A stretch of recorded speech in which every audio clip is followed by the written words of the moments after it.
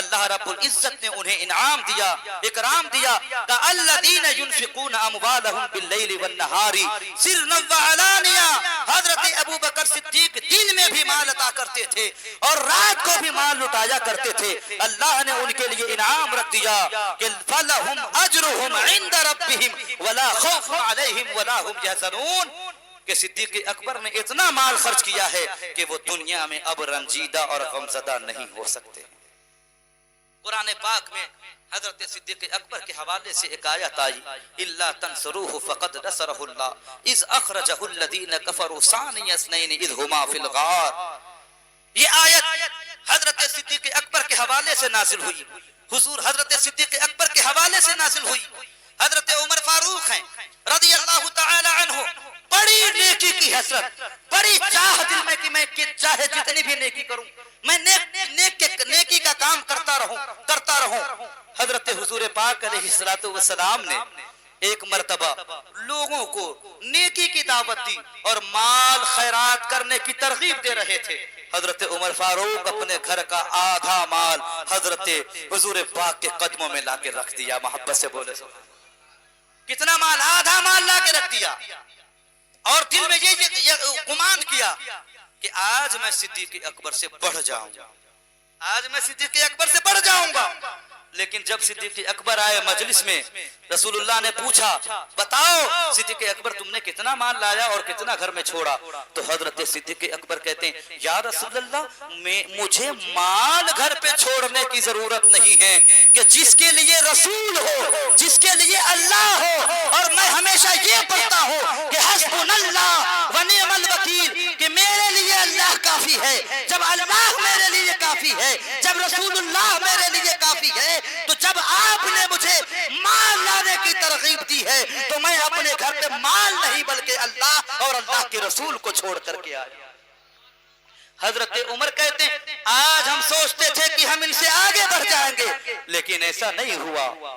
اللہ اکبر کبیرہ، کسی بھی لحاظ سے صدیق اکبر سے نیکی میں حضرت عمر نہ بڑھ سکے، یہاں تک کہ ایک روایت میں آیا، حدیث پاک کا مفہوم میں بتاتا ہوں اور پھر قرآن پاک کی یہ آیت کا ترجمہ بتا کر کے میں تقریر ختم کروں گا۔ اللہ اکبر کبیرہ، حضرت عائشہ الصدیقہ جو حضرت ابو بکر صدیق کی بیٹی ہیں، حضرت حضور پاک کی زوجہ ہیں، حضور پاک ان کی گود میں آرام فرما رہے ہیں اور چاندنی رات ہے، ستاروں کی جگمگاہٹ ہے۔ حضرت عائشہ صدیقہ نے پوچھا یا رسول اللہ میرے شوہر نامدار، یہ ستارے جو چمک رہے ہیں، آسمانوں میں جو ستارے دکھ رہے ہیں، کوئی دنیا میں ایسا انسان ہے کہ جس کی نیکیاں ستاروں کے برابر ہے؟ ایسا بھی کوئی انسان ہے کیا؟ حضرت حضور پاک علیہ السلام نے ارشاد فرمایا ہاں ہے۔ کا کون ہے؟ دل میں چاہت تھی، دل میں خواہش تھی کہ میرے ابا کا نام آئے گا۔ ابا کون؟ ابو بکر کا نام آئے گا، صدیق اکبر کا نام آئے گا۔ دل میں چاہت تھی کہ اتنی نیکیاں میرے بابا جان نے تو ضرور کی ہوگی۔ میرے آقا فرماتے ہاں ہے وہ شخص کہ جن کی نیکیاں ستاروں کے برابر ہے۔ کا کون ہے؟ بتا دیجیے یا رسول اللہ۔ حضرت عمر نے فرمایا اے عائشہ سن، وہ حضرت عمر فاروق ہے۔ ارے بولو نا سبحان اللہ یار، وہ حضرت عمر فاروق ہے۔ دل میں گھبراہٹ پیدا ہو گئی، تجسس ہوا کہ ہم تو یہ سوچ رہے تھے کہ میرے ابا کا نام آئے گا، لیکن یا رسول اللہ آپ نے عمر کے بارے میں کہا کہ ستاروں کے برابر نیکیاں عمر کی ہیں، تو پھر میرے ابا کی نیکیاں کہاں گئی؟ یعنی ابو بکر کی نیکیاں کہاں گئی؟ دل تھام کے سننا، جگر تھام کے سننا، اور صدیق اکبر سے محبت کرتے ہو تو سارا مجمع ایک زبان ہو کے بولنا۔ جب میں یہ بات ختم کرنے لگوں، حضرت حضور پاک نے ارشاد فرمایا سنو، عمر کی نیکیاں ستاروں کے برابر ہیں، لیکن تو نے اپنے ابا کے بارے میں پوچھ دیا تو سن لے، حضرت ابو بکر کی ایک نیکی حضرت عمر کی تمام نیکیوں کے برابر ہے۔ حضرت عمر کی تمام نیکیاں حضرت ابو بکر کی تمام ایک نیکی کے برابر ہے۔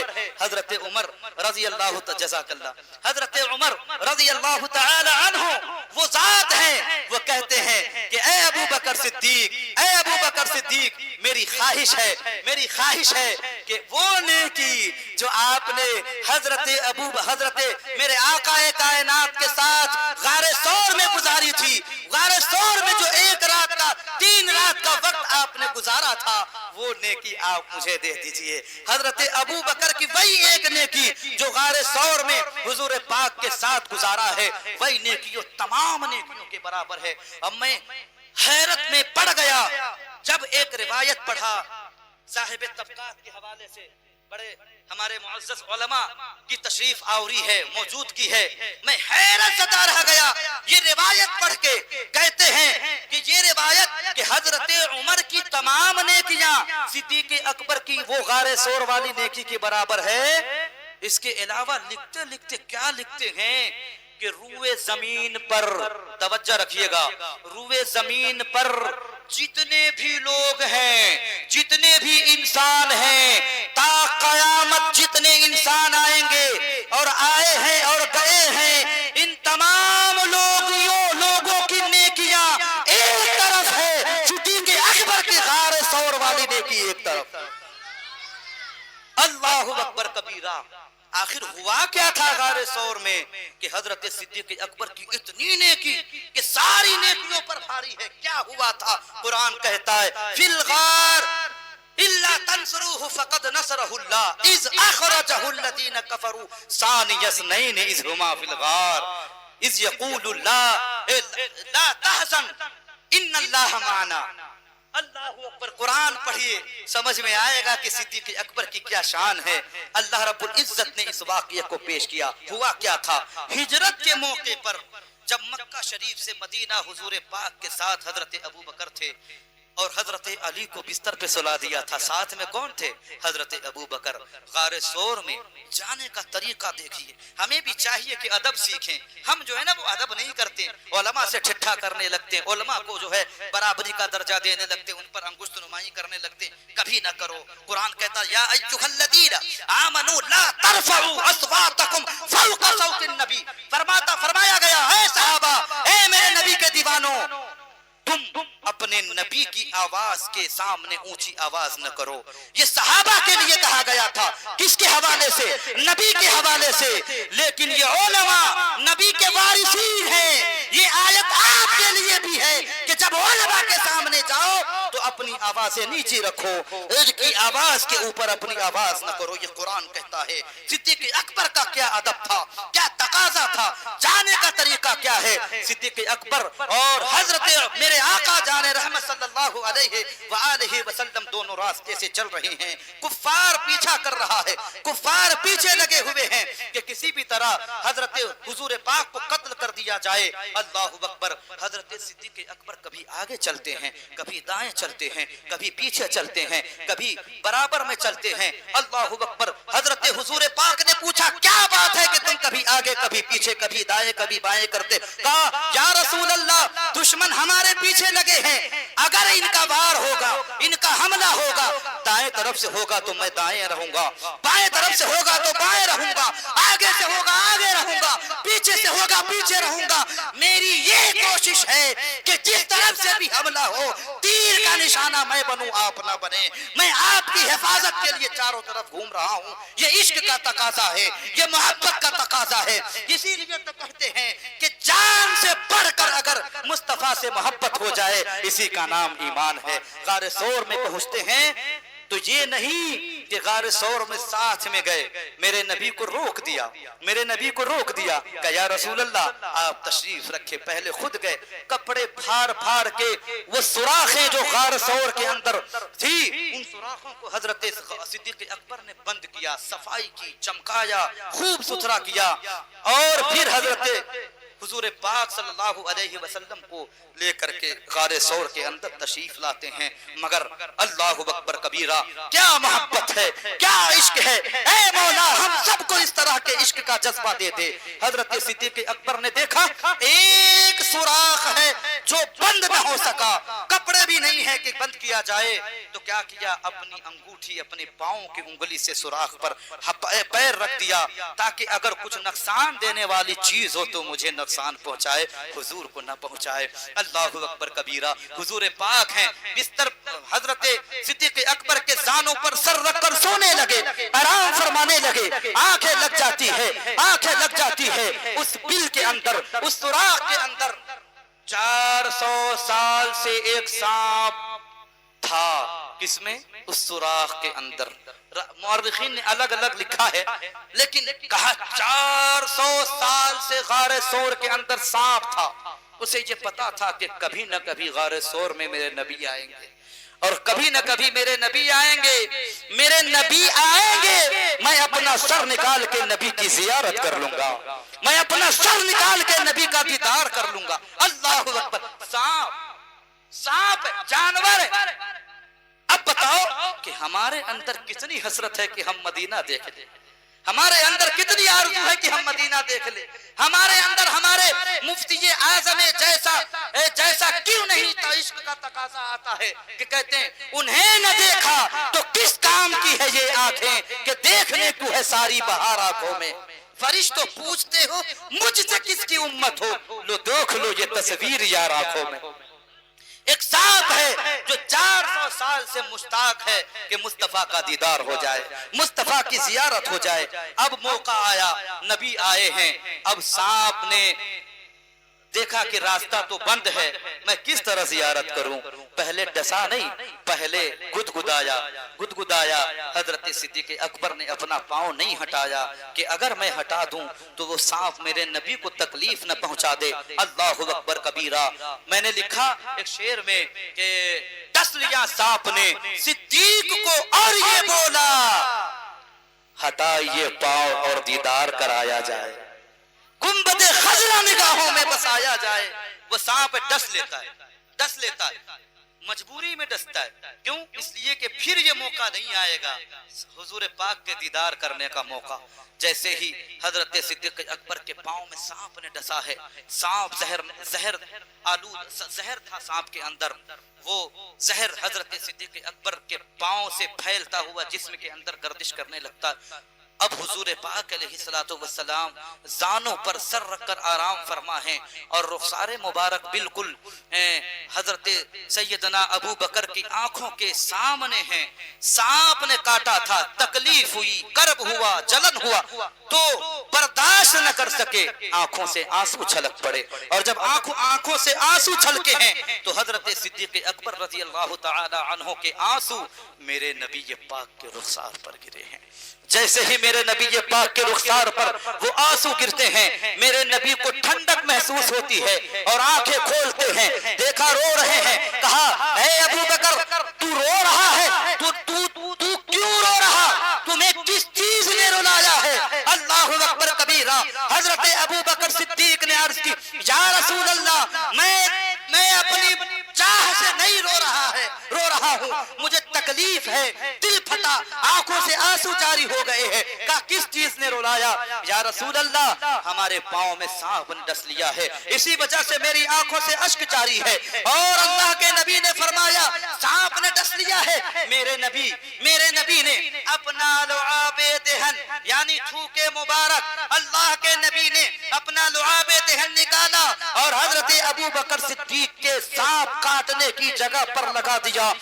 جیسے ہی لگانا تھا کہ سانپ کا جو زہر اثر کر رہا تھا، حضرت صدیق اکبر کے پاؤں میں وہ لعاب دہن لگنے کی وجہ سے وہ زہر دور ہوتا چلا گیا اور حضرت صدیق اکبر ٹھنڈک محسوس کرنے لگے۔ اللہ اکبر کبیرہ۔ یہ وقت گزارنا، یہ لمحہ گزارنا، اس طرح کی محبت کرنا، اللہ رب العزت نے کہا کہ وہ صحابی حضرت ابو بکر صدیق ہیں کہ جن کے لیے اللہ رب العزت نے قرآن میں ان کے صحابی ہونے کی دلیل پیش کی، اور علماء نے، فقہاء نے لکھا کہ صدیق اکبر ایسے صحابی ہیں کہ اگر کوئی ان کی صحابیت کا انکار کرے تو وہ کافر ہو جائے گا۔ اور بھی صحابی کے حوالے سے گمراہی، بددینی، بدمذہبیت ہے، لیکن صدیق اکبر کی صحابیت نص قطعی سے ثابت ہے، اور جو چیز نص قطعی سے ثابت ہو اس کا انکار کفر ہے۔ لہذا حضرت ابو بکر صدیق ایسے صحابی ہے کہ جن کی صحابیت کی دلیل قرآن پاک ہے۔ تو ہمیں حضرت صدیق اکبر سے محبت کرنی چاہیے، اور ایسی ذات والے حضرت صدیق اکبر نے 2 سال 2 مہینے خلافت کا باغ و ڈور سنبھالا، اور پھر حضرت ابو بکر صدیق پوری زندگی لوگوں کو دین کا درس دیتے رہے، حضور کی نیابت کرتے رہے، حضور جیسا کام کرتے رہے۔ حضور پاک علیہ السلام نے خود ان کے خلیفہ ہونے کا ارشاد فرما دیا تھا، اسی لیے حضور پاک کے طریقے پر حضرت صدیق اکبر چلتے رہے۔ اب ٹائم ہوتا چلا جا رہا ہے، میں تقریر ختم کرنے کے کگار پہ ہوں، لیکن کچھ باتیں سماعت کر لیجئے جو کام کی باتیں ہیں، جو یاد رکھنے کی باتیں ہیں۔ حضرت صدیق اکبر رضی اللہ تعالی عنہ نے 2 سال 2 ماہ 2 مہینے خلافت کا باغ و ڈور سنبھالا۔ اب وقت وہ آتا ہے کہ جو وقت حضرت حضور پاک علیہ السلام کو آیا تھا، یعنی علالت کا، بستر علالت پر حضرت سیدنا سید عالم نور مجسم آئے تھے۔ جمادی الاخرى کا ٹائم تھا، یعنی رجب المرجب سے پہلے کا جو ٹائم ہوتا ہے وہ ٹائم آیا۔ حضرت ابو بکر صدیق بستر علالت پہ تھے، اور بلکہ بستر مرگ تھے۔ اپنی زندگی میں ہی حضرت سیدنا ابو بکر صدیق نے خلیفہ مقرر کر دیا اپنی زندگی میں۔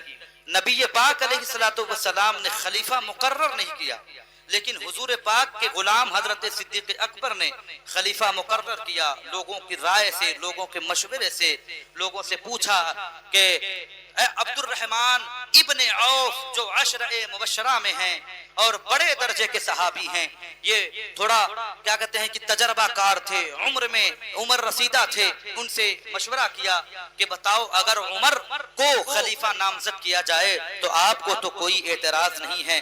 تو کہا نہیں، عمر ہو، جس قوم میں عمر ہو تو عمر کے رہتے ہوئے کوئی دوسرا خلیفہ بننے کے قابل نہیں ہے۔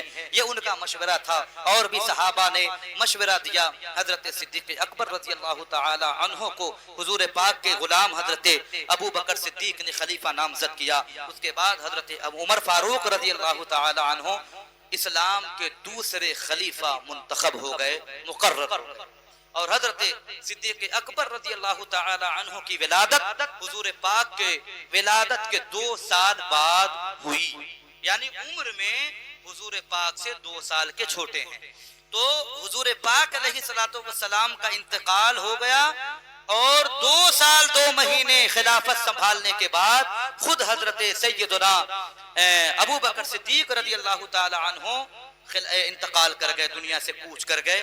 اور تو اس لحاظ سے میرے نبی کی عمر بھی 63 سال۔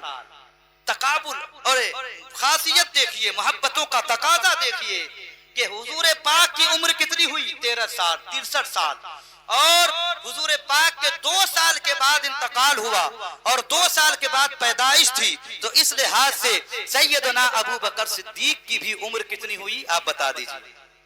63 سال۔ اللہ اکبر کبیرہ، جتنی عمر میرے نبی نے پائی اتنی عمر حضرت ابو بکر نے پائی۔ اور خاص بات یہ ہے کہ زندگی میں سب سے پہلے اسلام کے پرچار، نبوت، اعلان نبوت کے بعد سب سے پہلے مسلمان ہونے والے، اسلام کو قبول کرنے والی ذات حضرت ابو بکر صدیق کی ہے، اور تب سے حضور کی رفاقت میں رہے، حضور کی صحبت میں رہے، زندگی بھر حضور کے ساتھ رہے، سفر و حضر میں، غزوہ میں، ہر جگہ ساتھ میں رہے۔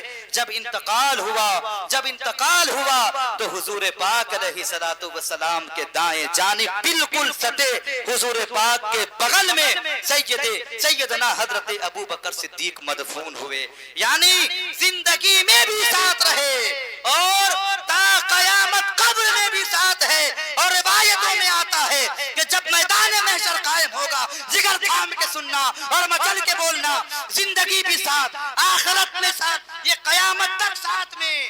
اور جب لوگ میدان محشر میں اپنی قبروں سے اٹھائے جائیں گے تو اس وقت سب سے پہلے میرے آقا اپنی قبر سے اٹھیں گے، اور میرے آقا کے دائیں جانب حضور کے ساتھ میں سیدنا ابو بکر صدیق۔ یہ محبت، یہ صحبت، یہ رفاقت حضرت سیدنا ابو بکر کو ملی ہے کہ جیسی محبت کسی کو نہیں ملی، جیسی خاصیت کسی کو نہیں ملی ہے، ایسی خصوصیت حضرت سیدنا ابو بکر صدیق کو ملی ہے۔ محترم بزرگوں اور دوستو، ہمیں چاہیے کہ حضرت سیدنا صدیق اکبر سے محبت کرے، اور انہوں نے حضور پاک سے محبت کی اور حضور پاک کے آل سے محبت کی ہے۔ جب اہل بیت کرام کے حوالے سے جس دن ہماری گفتگو ہوگی اس دن ہم بتائیں گے کہ حضرت ابو بکر نے اہل بیت سے کتنی محبت کی ہے، خود حسین پاک سے کتنی محبت کی ہے، خود حسین پاک سے اتنے بڑے صحابی کے جتن کے لیے اتقا کا لفظ آیا کہ دنیا کا سب سے بڑا متقی ہے۔ جب حضرت حسین پاک کے پاس رہتے تو اپنے آپ کو عجز کے ساتھ پیش کرتے اور کہتے کہ یہ کوئی اور نہیں ہے، یہ میرے آقا کا نواسا، میرے آقا کے پھول ہیں، اس لیے ہم بھی ان سے محبت کرتے ہیں، اور تمامی لوگوں کو ان سے محبت کی دعوت دیا کرتے تھے۔ تو صدیق اکبر جب حسین پاک سے محبت کرتے ہیں تو ہمیں بھی چاہیے کہ حسین پاک سے محبت کرے، اور حسینی کمیٹی والوں نے کمیٹی کا نام حسین پاک کی نسبت سے رکھا۔ اللہ رب العزت ان کے دل میں بھی خوب حسین پاک کی محبت موجزن کر دے۔ محترم سامعین و حاضرین، اللہ تعالی ہم سب کو حضرت سیدنا ابو بکر صدیق کی محبت میں جینے کی توفیق عطا فرمائے، اور حضور پاک علیہ الصلوۃ والسلام کے تمام صحابہ سے الفت و محبت رکھنے کی توفیق عطا فرمائے۔